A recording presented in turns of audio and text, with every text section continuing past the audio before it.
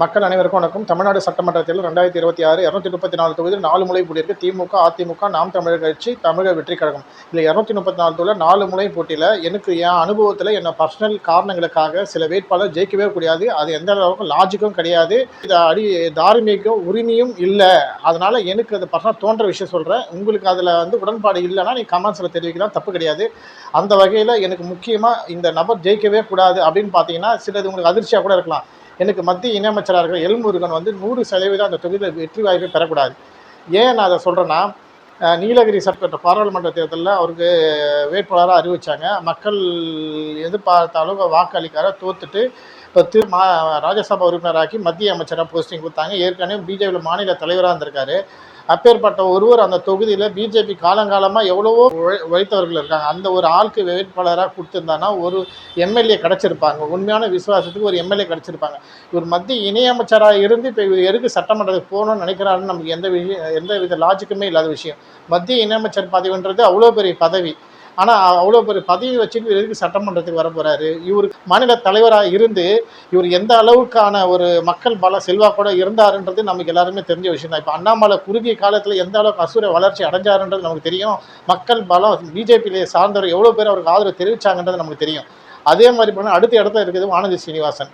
இவங்க முழுக்க என்னுடைய பர்சனல் அடிப்பில் விளம்பர அரசியலை தான் தேடுறாங்களே கண்டி உண்மையில் பிஜேபிக்கு உண்மையில் விசுவாசமாக இருக்கிறாங்கன்றது என்னோட பார்வைக்கு தெரியல. நான் பிஜேபி கட்சியும் கிடையாது. இல்லை பிஜேபி இந்த கருத்தை ஏற்றுக்காதவங்களுக்கும் கருத்து தெரிவிக்கலாம், எதிர்ப்பு தப்பு கிடையாது. ஆனால் பிஜேபியில் காலங்காலமாக எனக்கு தெரிஞ்சு முழைச்சி முதல் இடத்துல அஸ்வந்தாமன் இருக்காருங்க.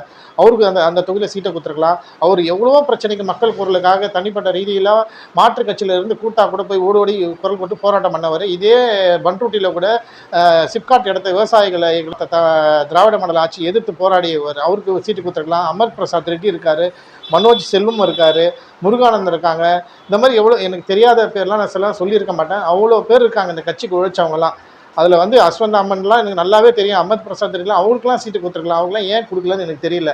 உழைச்சவங்களுக்கு அந்த இடத்துல சீட்டு தரல. ஆக்சுவலாக இந்த கருத்தை நான் சொல்கிறதுக்கு முன்னாடி திருச்சி சூர்யான்றவர் இப்போ ஒரு வாரத்துக்கு முன்னாடி நீங்கள் யூடியூப்பில் தட்டி பாருங்கள், அவ்வளோ அருமையாக சொல்லியிருப்பார். எந்த அடிப்படையில் முருகனுக்கு சீட்டு கொடுத்தான்னு பிஜேபி கட்சி சார்ந்தவரே அவர் மேல் குற்றம் சாட்டியிருப்பார். ஸோ அதன் அடிப்படையிலேயே நான் இந்த ஒரு காரணமாக சொல்கிறேன். ரெண்டாவது, முழு தோல்வியை தான் அடைஞ்சாகணும். அவர் வெற்றி பெற்றார்னா அந்த தொகுதி குட்டி செவரு நாசமாக போயிடும்ன்ற ஒரு வேட்பாளர் யாருன்னா துரைமுருகன். காட்பாடியில் 100% அவர் வெற்றியை பெறக்கூடாதுங்க. போன தேர்தலிலேயே கிட்டத்தட்ட சொற்ப ஓட்டில் தான் ஜெயிச்சார்.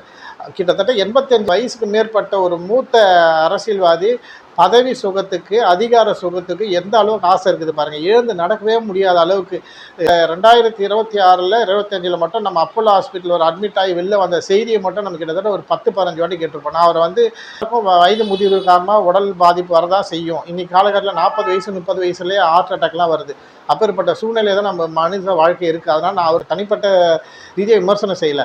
தயவு செய்து காட்பாடி மக்கள் 100% உங்களுக்கு சொல்கிறேன், 10 வாட்டி ஒரு சட்டமன்ற தேர்தலில் ஒரு வேட்பாளர் ஒரு கட்சி அறிவிக்கிறா, நீங்கள் திரும்ப அவர் ஓட்டு போட்டு ஜெயிக்க வரீங்கன்னா என்ன லாஜிக்? அந்த தொகுதி என்ன முன்னேற்றம் அடைஞ்சுன்னு தயவு செஞ்சு கொஞ்சம் யோசிச்சு பாருங்கள்.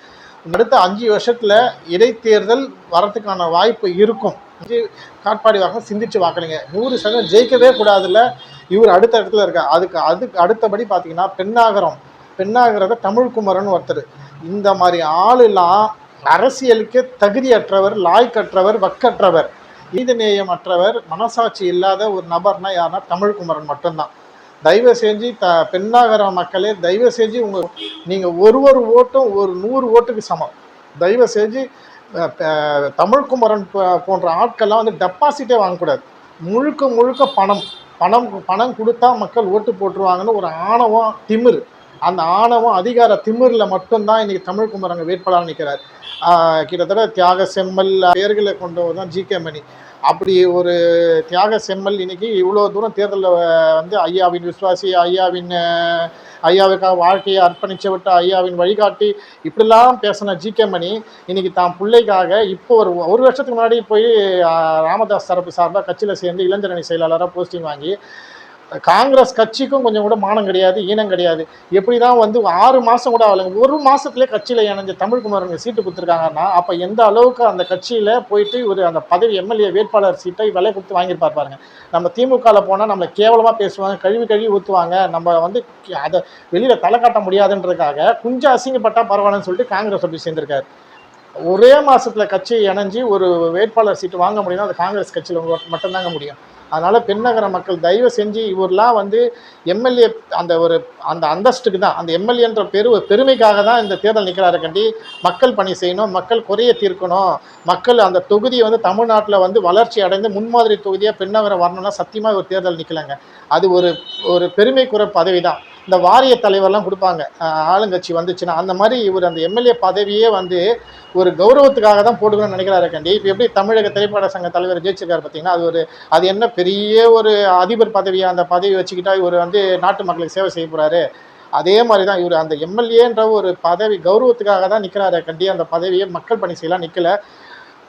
100% தோற்க வேண்டியது பார்த்தீங்கன்னா தமிழ்குமரன், துரைமுருகன், எல்முருகன், பேருங்களை பாருங்கள், துரைமுருகன், எல்முருகன், அதுக்கடுத்தது வானதி சீனிவாசன் தான்.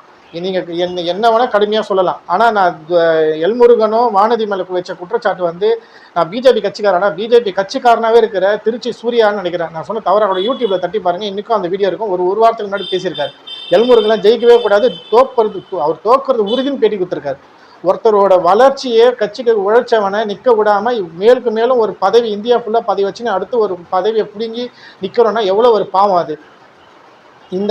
எனக்கு தெரிஞ்சு இந்த லிஸ்ட்டில் இவங்கெல்லாம் இருக்கிறாங்க.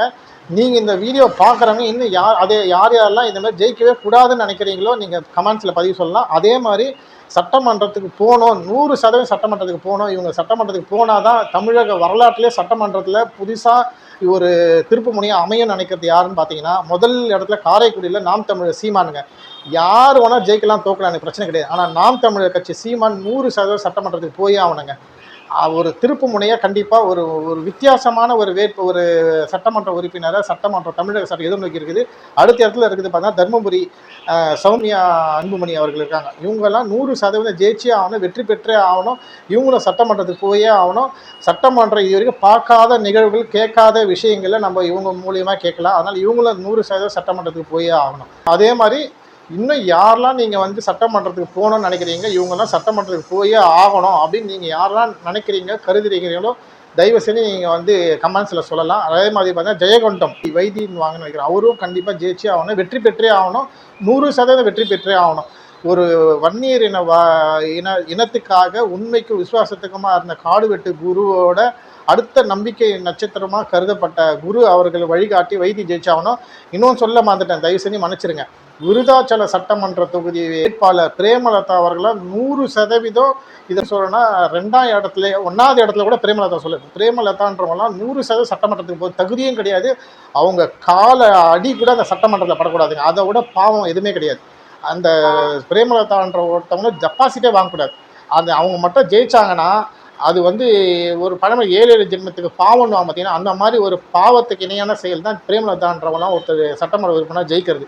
அவங்க வீட்டுக்காரோட ஆத்மா கூட இன்னைக்கு வந்து மன்னிக்காது. ஒரு கட்சியே அழிக்கணும்னு ஆரம்பித்தவர் தான் தேமுதிக விஜயகாந்த் கட்சி ஆரம்பித்தார். ஆனால் இவங்க அப்பேற்பட்ட ஒரு கட்சி கூட அதிகாரத்துக்காகவும் பணத்துக்காகவும் ஒரு கட்சியை வியாபாரமாக பயன்படுத்தின ஒரே ஆள் யாருன்னா இந்திய வரலாற்றையே தமிழக அரசு வரல பிரேமலதா மட்டும்தான். அப்பேற்பட்ட பிரேமலதாலாம் துளியுமே வந்து சட்டமன்ற உறுப்பினர் கனவு கூட வரக்கூடாது. இந்த மாதிரி டெபாசிட்டே வாங்கக்கூடாது. விருதாச்சலம் மக்கள் தயவு செஞ்சு நீங்கள் சிலிச்சு வாக்களிங்க. அங்கே இருக்கிற ஆப்பனண்ட் வேட்பாளர் பாமக ஒரு மருத்துவர் எவ்வளோ வருஷமாக மக்களுக்காக சேவை, அப்பேற்பட்ட வேட்பாளர் நீங்கள் ஜெயிக்க வைக்கணும். நாங்கள் அதே மாதிரி ஜெயிக்கவே கூடாதுன்னு நீங்கள் நினைக்கிறதா வேட்பாளர் நீங்கள் தெரியப்படுத்தலாம். அதே மாதிரி தான் நிறைய வேட்பாளர் இருக்காங்க. அறநிலைத்துறை அமைச்சர் சேகர் பாபு இருக்கார், KN நேரு இருக்கிறாங்க, கன்னியாகுமரி சைடு பால்வளத்துறை அமைச்சர் ஒருத்தர் இருக்கார், இந்த மாதிரி செந்தில் பாலாஜி பாட்டில் 10 ரூபா பாலாஜி இருக்கார். இதெல்லாம் 10 ரூபா பாலாஜினா சொல்லித்தேன், வேஸ்ட் பண்ண விரும்பலை, அது மக்களுக்கே தெரிஞ்ச விஷயம். இந்த மாதிரி வேறு எந்தெந்த வேட்பாளர் தயவு செய்து நீங்கள் ஜெயிக்கக்கூடாதுன்னு நினைக்கிறீங்க, எந்தெந்த வேட்பாளர் கண்டிப்பாக ஜெயிச்சு ஆகணுன்றதை பதிவு பண்ணுங்கள். காரைக்குடி கன்ஃபார்மாக சீமான் ஜெயிக்கணும், தருமபுரி பெண்ணகரத்தில் வந்து சௌமியான்மணி ஜெயிக்கணும், ஜெயகொண்டத்தில் வைத்தி ஜெயிக்கணும், திருப்பூர் சட்டமன்ற தொகுதியில் கன்ஃபார்மாக பாலு அவர்கள் ஜெயிக்கணும். அதிகாரமே இல்லாமல் 5000 மதுக்கடையில் உச்சநீதிமன்றத்தில் வழக்கு தொடர்ந்து ஒரு சட்ட போராட்டத்தின் மூலியமாகவே இவ்வளோ பிரச்சனையை ஒரு இந்தியா ஃபுல்லாக இருக்கிற மதுக்கடையில் ஒருத்தராக தீர்க்க முடியும்னா அப்போ அவர் எம்எல்ஏன்ற பதவி வந்தால் எந்த அளவுக்கு அந்த சட்டமன்ற தொகுதி வளர்ச்சி பாதைக்கு எடுத்துகிட்டு போவார் நீங்களே முடிவு பண்ணிக்கலாம். அதே மாதிரி பாலுவும் சொல்லிட்டேன். இன்னும் சில எந்தெந்த சட்டமன்ற தொகுதி நீங்கள் சொல்லுங்களாம், சிலதெல்லாம் நான் மறந்துருக்கலாம். ஜெயிக்கக்கூடாதுன்னு சொன்னதில் எந்தவித மாற்று கருத்தும் கிடையாது. இவங்களாம் ஜெயிச்சு ஆகணுன்றதுல எந்தவித மாற்று கருத்தும் எனக்கு கிடையாது. அதனால் நீங்கள் இன்னும் யார் ஜெயிக்கக்கூடாதுன்னு நினைக்கிறீங்க, யாரெல்லாம் ஜெயிக்கணும்னு நினைக்கிறீங்க, தயவுசெய்து கமெண்ட்ஸில் சொல்லுங்கள். நன்றி, வணக்கம்.